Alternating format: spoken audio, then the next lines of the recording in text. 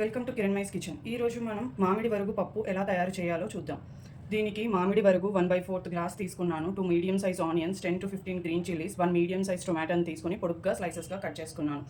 మామిడి వరుగు తయారీ విధానం: సమ్మర్ సీజన్లో మనకు మ్యాంగోస్ దొరికినప్పుడు రా మ్యాంగోస్ని తీసుకొని పీల్ చేసి చిన్న ముక్కలుగా కట్ చేసుకొని ఎండలో పెట్టుకోవాలి. అప్పుడు డ్రై అయిన తర్వాత ఒక కంటైనర్ ఆర్ బాక్స్లోకి తీసుకొని ఫ్రిడ్జ్లో స్టోర్ చేసుకోవాలి. అన్సీజన్ టైంలో యూస్ చేసుకోవడానికి ఉపయోగపడుతుంది. అండ్ 2.5 గ్లాసెస్ కందిపప్పును తీసుకున్నాను. ఈ గ్లాస్తో 2.5 గ్లాసెస్ కందిపప్పును తీసుకొని నీట్గా క్లీన్ చేసుకున్నాను. ఒక కుక్కర్లో వేసుకొని ఆ కందిపప్పును ఆనియన్స్ని ఇలా పెద్ద పెద్ద ముక్కలుగా కట్ చేసుకోవాలి. ఇలా పెద్ద పీసెస్గా కట్ చేసుకొని కుక్కర్లో వేసుకోవాలి.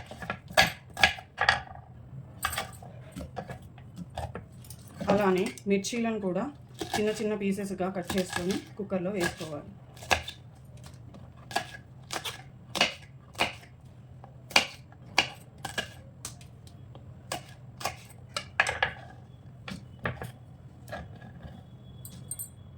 ఇప్పుడు ఈ చిన్నగా పొడుగ్గా కట్ చేసుకున్న టొమాటో పీసెస్ని యాడ్ చేసుకోవాలి. తర్వాత ఒక గ్లాస్ పప్పుకి 3 గ్లాసెస్ ఆఫ్ వాటర్ పోసుకోవాలి.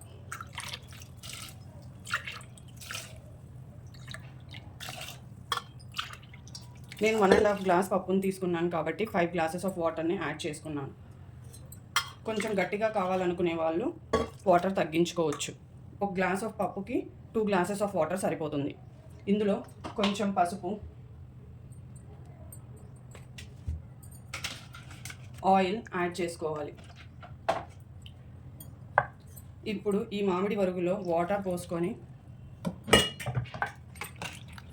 ఒకసారి కలుపుకొని మనకు కావాలంటే ఆకుకూరల్ని కూడా యాడ్ చేసుకోవచ్చు. ఇదే టైంలో పాలకూర లేకపోతే గంగవాయిల కూర యాడ్ చేసుకోవచ్చు. యాడ్ చేసుకొని దీని మిడిల్లో ఈ గ్లాస్ని పెట్టుకోవాలి. అప్పుడు పప్పు తొందరగా ఉడుకుతుంది. లేకపోతే మామిడి వరకు పప్పులో వేస్తే పప్పు మెత్తగా అవ్వకుండా అలా పప్పులుగానే ఉంటుంది. కాబట్టి సపరేట్గా ఒక గ్లాస్లో పెట్టుకోవాలి.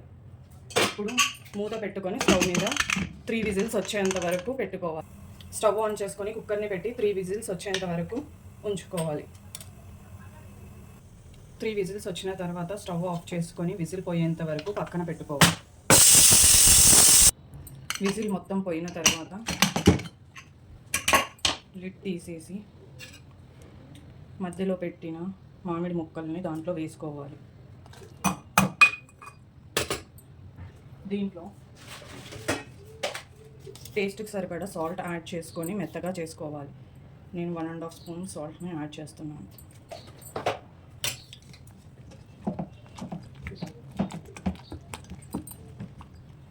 ఇలా మెత్తగా రుబ్బుకోవాలి.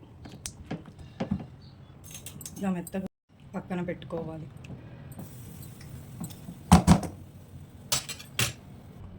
ఇప్పుడు పోపు వేసుకోవడానికి ఒక చిన్న బాండీ పెట్టుకొని ఆయిల్ సరిపడినంత పోసుకోవాలి.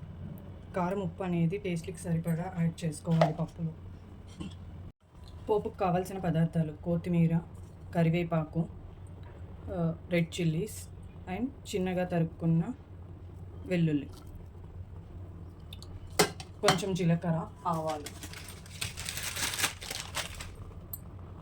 ముందుగా జీలకర్ర, ఆవాలు వేసుకుని తర్వాత చిన్నగా తరిగి పెట్టుకున్న వెల్లుల్లిని వేసుకోవాలి. తర్వాత ఎండుమిర్చిని,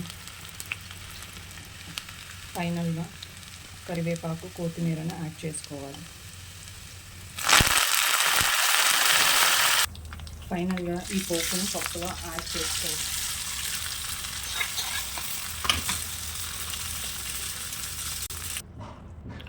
ఫైనల్గా రుచికరమైన మామిడికాయ వరుగు పప్పు ఈజ్ రెడీ టు సర్వ్.